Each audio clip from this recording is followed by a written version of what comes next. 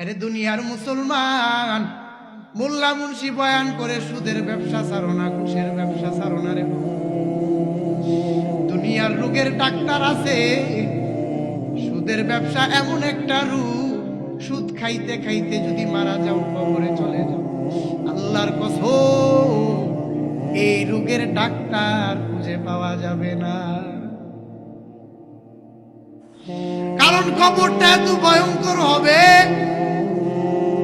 কবর কেমন ভয়ঙ্কর হবে! গুনাহগারের কবরের মধ্যে জাহান্নাম থেকে একটা অংশ আইনা জাহান্নামের আগুন জ্বালায় দাও।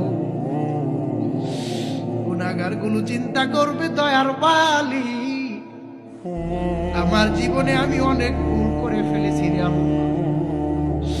আল্লাহ, আমার জীবনে আমি গুনাহ করে ফেলেছি, ভুল করে ফেলেছি আল্লাহ, আরেকবার দুনিয়ার মধ্যে পাঠা। আল্লাহ ডাক দিয়া বলবেন, নিমুখ হারাম, ও জিব্রাইল যা, আবার বান্দা দুনিয়ার মধ্যে আমি আল্লাহর ইবাদত মানে নাই, গোলামি মানে নাই।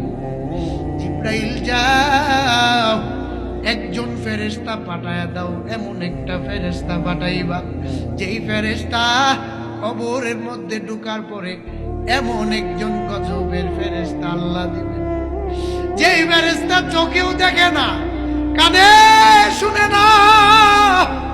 এ ফেরেশতা গুনাহগারের কবরের মধ্যে শাস্তি দিতে শুরু করবে। বলে একদিন আর দুদিন নয়, একটানা 40,000 বছর কবরের মধ্যে শাস্তি দিতে আরম্ভ। সহ্য করা সম্ভব? দুনিয়ার একটা মুমের উপরের মধ্যে,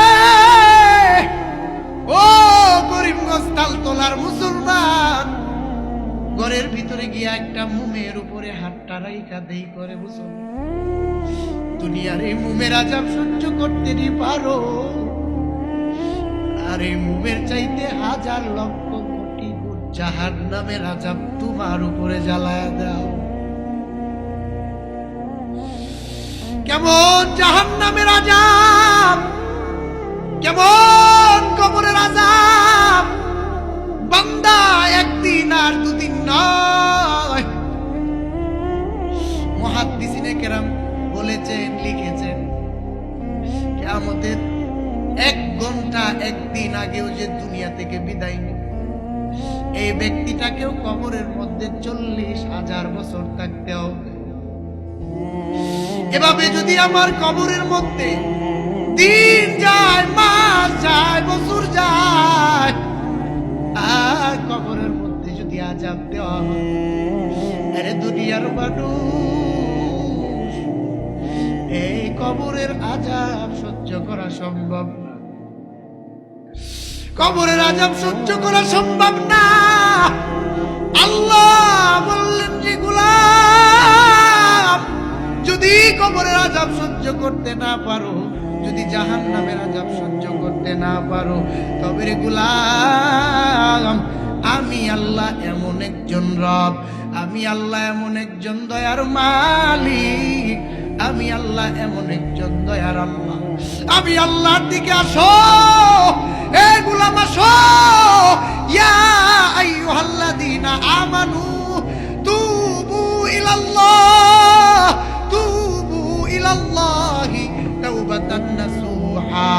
এরে গোলাম, দুনিয়ার মধ্যে অনেক গুনাহ তুই করে ফেলেছো, অনেক সুদের ব্যবসা করে ফেলেছো, অনেক ঘুষের ব্যবসা করে ফেলেছো, অনেক নামাজ ছেড়ে দিছো, অনেক জিকির ছেড়ে দিছো, অনেক তিলাওয়াত ছেড়ে দিছো, আমি আল্লাহর হুকুম মানতে পারো নাই রে গোলাম।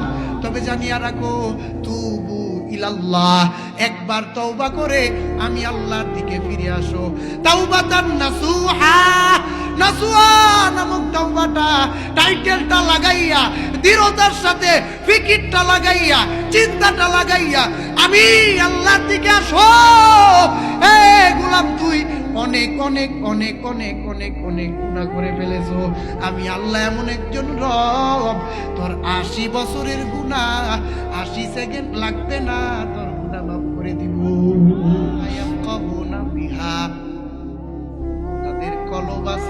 দিল আছে, দেমাগ আছে। এই দিল দেমাগ থাকার কারণে কোনটা ভালো এবং খারাপ যাচাই করে না। আমি আল্লাহ এই জন্যই কিছু মানুষকে জাহান্নামের আগুনে জ্বালাই।